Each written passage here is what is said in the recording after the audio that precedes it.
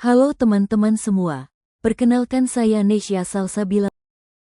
Saya mahasiswi dari Universitas Logistik dan Bisnis Internasional jurusan Manajemen Logistik. Di sini saya akan membahas tentang menyusun argumentasi untuk mempengaruhi audiens di media sosial. Teknik menyusun argumen yang menarik dan logis untuk menarik perhatian audiens dan mempengaruhi opini mereka. Selamat menonton! Menyusun argumentasi untuk mempengaruhi audiens di media sosial itu mengapa penting? Media sosial adalah ruang terbuka di mana opini dibentuk, disebarkan, dan dipengaruhi. Kemampuan menyusun argumen yang menarik dan logis sangat penting untuk meningkatkan engagement, komentar, likes, share, mempengaruhi opini publik secara positif, membangun kredibilitas dan kepercayaan. Selanjutnya ada struktur dasar argumentasi yang kuat. Gunakan struktur klaim, reason evidence, impact, komponen penjelasan contoh, klaim, pernyataan utama yang ingin disampaikan, konten edukatif lebih disukai pengguna TikTok dibanding konten hiburan. Reason, alasan logis yang mendukung klaim, karena pengguna mencari informasi cepat dan bermanfaat. Evidence, bukti, data, kutipan, pengalaman, atau studi kasus. Menurut data Reportal 2024, video edukatif memiliki 30% lebih banyak interaksi. Impact, dampak. Mengapa ini penting bagi audiens? Ini peluang besar bagi kreator untuk berbagi ilmu sambil membangun komunitas. Adapun teknik menyusun argumen yang menarik di media sosial. Gunakan bahasa yang emosional dan relatable. Gunakan kata-kata yang memicu rasa penasaran, marah, senang, atau semangat. Contoh, pernah merasa capek tapi tetap scroll TikTok? Ternyata otak kita sedang minta hiburan instan. Visualisasi argumen. Gunakan infografik, video pendek, atau carousel untuk memecah argumen panjang. Grafik sama dengan bukti mudah dipahami plus dibagikan. Sisipkan CTA, call to action. Ajak audiens berpikir atau merespons. Contoh, setuju nggak kalau konten bermanfaat itu lebih penting dari yang viral? Logika plus cerita sama dengan kekuatan maksimal.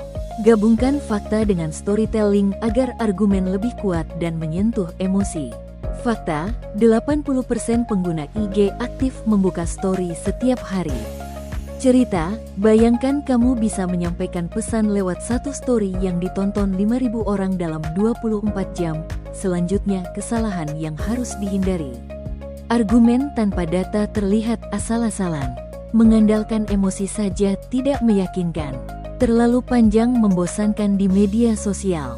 Tidak ada struktur pesan membingungkan. Jangan lupa gabungkan logika dan emosi. Jangan cuma kasih angka. Orang nggak tersentuh sama grafik. Mereka tersentuh sama cerita. Contoh, mau bahas kemiskinan? Jangan cuma bilang, angka kemiskinan meningkat. Tapi bilang, ada ibu-ibu yang harus pilih, beli nasi atau bayar sekolah anaknya. Logika bikin orang percaya, tapi emosi bikin orang peduli. Gunakan dua-duanya. Satu data pendukung, satu cerita pendek. Itu kombinasi maut.